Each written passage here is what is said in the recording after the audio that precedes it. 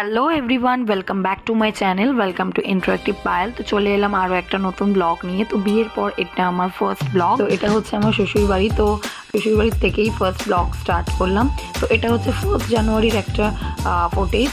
তো আমরা আউটিংয়ে বেরিয়েছিলাম, যেহেতু তার আগে 25 অ্যান্ড 31 গিয়েছিলো। তো আমরা একদমই বেরোইনি, বাড়িতেই কাটিয়েছি। অনেক কষ্টে লাঞ্চ ফাঞ্চ করার পর তারপরে বরমশাই বললেন যে চলো বেরোই, যেদিকে দু চোখ যায় যাবো, অ্যাটলিস্ট কলকাতার দিকে যাব, নিউ টাউনের দিকে যাই, একটু বাইরে বেরোলে ভালোও লাগবে। আর এদিকে মা বাপিও একদম বেরো বেরো বেরো করে, তোমরা তো অন্য সময় বেরোতে, এখন কেন বেরোচ্ছে না, এইরকম। তো যাই হোক, এই হচ্ছে ইনি বরমশাই, যেটা আমি মিস্টার মান্না বলতাম। আফটার 14 ইয়ার্স রিলেশনশিপ, তো আমরা 27 নভেম্বর বিয়ে করি। তো বিয়ের আগে কেয়ারিংটা ছিল, কিন্তু বিয়ের পর কেয়ারিংটা আরও বেড়েছে, মানে বয়ফ্রেন্ড থেকে হাজব্যান্ড হয়েছে না, ওই জন্যই আর কি। আরে দেখো, ক্যামেরা ধরতে দিলেই এমনি করবে, ওকে যদি বলি যে তুমি এমনি করবে না, এই জুম টুম করে ফুল পাতা তুলে একাকার করে দেবে। তো যাই হোক, দেখো আমরা পুরো রেডি হয়ে গেছি, এবার শুধু বেরোবো, কিন্তু কোথায় যাব সেটা জানি না। আর এনার অলরেডি একটা জ্যাকেট চেঞ্জ করে আর একটা জ্যাকেট পরা হয়ে গেল, ওইটা নাকি ভালো লাগছে না, ও এটা পরবে। আর আমাকেও চেঞ্জ করিয়েছে, এর আগে আমি একটা অন্য কুর্তি পরেছিলাম, সেটা ওনার পছন্দ হয়নি, আবার আমাকে চেঞ্জ করিয়ে এই চুড়িদারটা আমাকে পরতে হয়েছে ওনার জন্য। আর ওকে আমি যত বলছি তুমি সরে যাও মিরার থেকে, তোমাকে সুন্দর লাগছে, আর চুল ঠিক করো না।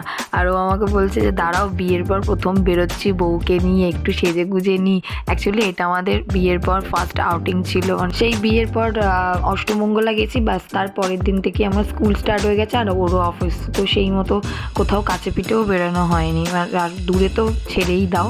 তো ওই আর কি, তো ওই জন্যই আরও মা বাপি বলছিল তোমরা বেরো বেরো, বিয়ের আগে তো ঘুরতে যেতে, এখন কেন ঘুরবে যাচ্ছ না। তো উপরে দাঁড়িয়ে আছে দেখো, উনি হচ্ছে আমার শাশুড়ি মা, আর ওদিকে হচ্ছে বাপি। তো মা বাপিকে টাটা করে বেরিয়ে পড়লাম উদ্দেশ্যহীন যাত্রার পথে। তো সত্যি উদ্দেশ্যহীন, কারণ কোথায় যাব জানি না। আপাতত যাচ্ছি কলকাতার দিকে, সেকেন্ড ব্রিজ ক্রস করে যাব নিউ টাউনের দিকে।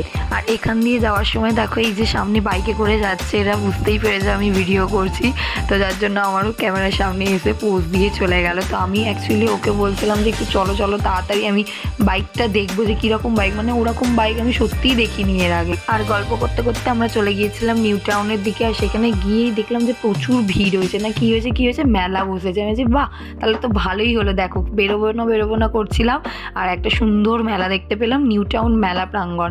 তার আগে না হলে আমরা ভেবেছিলাম যে ওই সায়েন্স সিটির পিছন দিকটা যে একটা মেলা বসে, ওইখানে যাব। আগের বছরও গিয়েছিলাম, বেশ ভালো লাগে মেলাটা। তো যাই হোক, এটা একটা নতুন জায়গা ঘোরা হলো না। নিউ টাউনের দিকে না আসলে জানতেই পারতাম না যে এরকম একটা বড় মেলা বসে। সেটা হচ্ছে হস্তশিল্প মেলা, তোমাদেরকে আস্তে আস্তে দেখাবো। খুব সুন্দর সুন্দর সূক্ষ্ম হাতের কাজ, আর দামও কিন্তু রিজনেবল প্রাইসে ছিল। যদিও আমি কিছু কিনিনি, আমি শুধু ঘুরেছি, কিন্তু এত অদ্ভুত লেগেছে জিনিসগুলো, এত পরিমাণে সুন্দর। আর অনেকটা বড় জায়গা নিয়ে, অনেকটা বড়। যেমন বাচ্চাদের রাইডসও ছিল, তেমনি ছিল তোমার হাতের সুন্দর সুন্দর কারুকার্য করা, তোমার বাঁশের ওপর, তারপর ছাতার ওপর বিভিন্ন ধরনের আঁকা দেখো তোমরা দেখতে পাবে, বিভিন্ন ধরনের হ্যান্ডমেড জুয়েলারি, তারপরে ব্যাগ, বিভিন্ন সুন্দর লাগছিল এই লাইট ল্যাম্পগুলো, মানে এত অদ্ভুত দেখতে লাগছিল, এক একটা এক এক রকম ডিজাইন। দেখো, মেলায় গেলে আমরা প্রচুর সুন্দর সুন্দর জিনিস দেখতে পাই, কিন্তু সব কিছু আর ক্যামেরাবন্দি করা যায় না। তার মধ্যে এই একটা ইউনিক জিনিস আমাদের খুবই পছন্দ হয়েছিল, যেটা ওরও আর আমারও। আর এটা পুরো বাঁশের তৈরি, আর কাজগুলো এত সূক্ষ্ম ছিল যে কিছু বলার না, মানে এত সুন্দর সুন্দর ডিজাইন বাঁশের ওপর। আর ভিতরে দেখো লাইট লাগানোর ব্যবস্থাও রয়েছে। আমি আবার খুব ভালো করে দেখছি, আর ওকে বলছি যে সত্যিই সুন্দর, আর আমাদের যদি এটা ডাইনিং প্লেসে রাখা যায় আরও সুন্দর লাগবে। আমাকে বলছিল দেখো, আসবো না করছিলে, তুমিই বেশি মজা পাচ্ছ, কত সুন্দর সুন্দর জিনিস দেখতে পেলে। আর সত্যি আমি খুব মানে জিনিসগুলো দেখে এত লাগছিল যে মনে হচ্ছে সবই কিনে নিই। মানে আর সব থেকে তোমাদের একটু বাদেই দেখাবো কার্পেট। মানে কার্পেটগুলো জাস্ট চোখ জড়িয়ে যাবে দেখতে, আর তেমনি দামগুলো ছিল কার্পেটের।